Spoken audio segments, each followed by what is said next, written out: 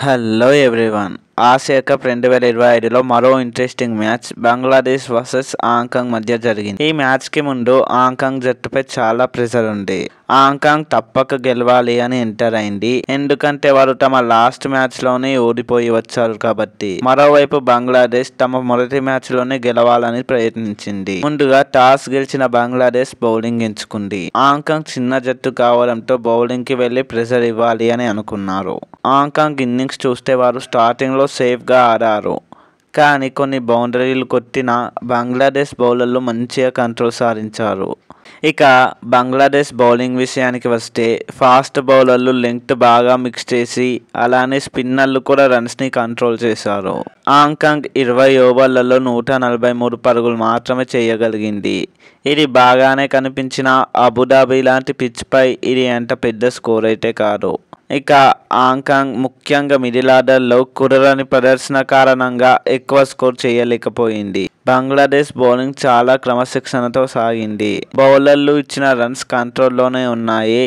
Power ప్లేలో బంగ్లాదేశ్ బౌలర్లు బాగా వేరియేషన్ చేశారు. మిడిల్ ఓవర్లలో స్పిన్నర్లు హాంకాంగ్ బ్యాటర్లను రన్ రేట్ పెంచకుండా బిగించారు. డెత్ ఓవర్లలో కూడా పెద్ద ఎక్స్ప్లోజివ్ ఇన్నింగ్స్ ఆడేందుకు ఛాన్స్ అయితే ఇవ్వలేదు. ఇది మొత్తం స్కోరుని 143 వరకే పరిమితం చేసింది. ఇక చేస్తూ బ్యాటింగ్కి దిగిన బంగ్లాదేశ్ ఇన్నింగ్స్లో స్టార్టింగ్లో చాలా ఇంట్రెస్టింగ్గా సాగింది. పర్వేజ్ హుసేన్ 19 రన్స్ చేసి 2 బౌండరీలు, 1 సిక్స్ కొట్టి త్వరగా అవుట్ అయ్యాడు. మరో ఓపెనర్ తన్జీద్ హసన్ కూడా 14 పరుగులు చేశాడు. కానీ ఎక్కువ ఇంపాక్ట్ అయితే చూపించలేకపోయాడు. ఇక 2 వికెట్లు కోల్పోవడంతో మ్యాచ్లో అయితే టెన్షన్ వచ్చింది.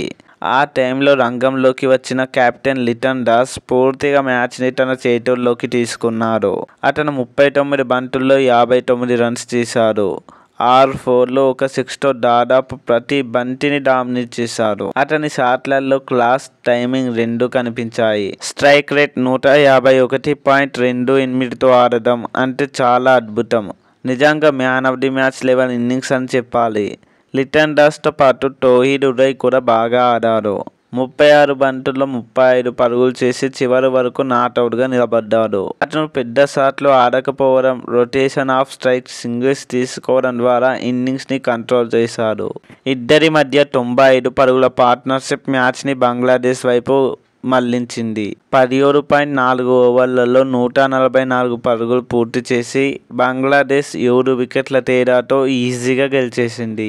చివర్లో జాకర్ అలీ క్రీజ్లో ఉన్నా ఆడాల్సిన అవసరం రాలేదు. ఈ గెలుపుతో బంగ్లాదేశ్ పాయింట్స్ టేబుల్లో సెకండ్ ప్లేస్లోకి వచ్చేసింది.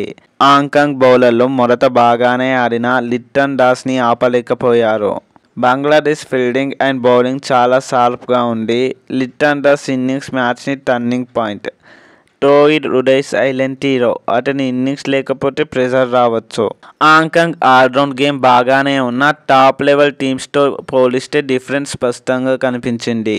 మొత్తం మీద ఈ మ్యాచ్లో బంగ్లాదేశ్ తమ బలాన్ని మళ్ళీ చూపించింది. లిటన్ దాస్ ఫామ్లోకి రావడం జట్టుకు చాలా బూస్ట్. హాంకాంగ్ విషయానికి వస్తే వారు ఫైట్ ఇచ్చిన ఇంటర్నేషనల్ రేంజ్లో ఒక పెద్ద జట్టుకు షాక్ చేయడానికి ఇంకా ఎక్స్పీరియన్స్ కావాలి.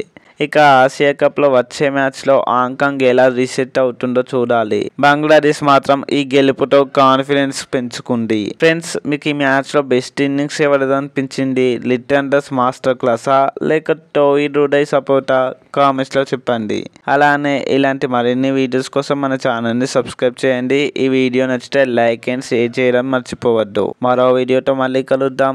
Thanks for watching. జై హింద్.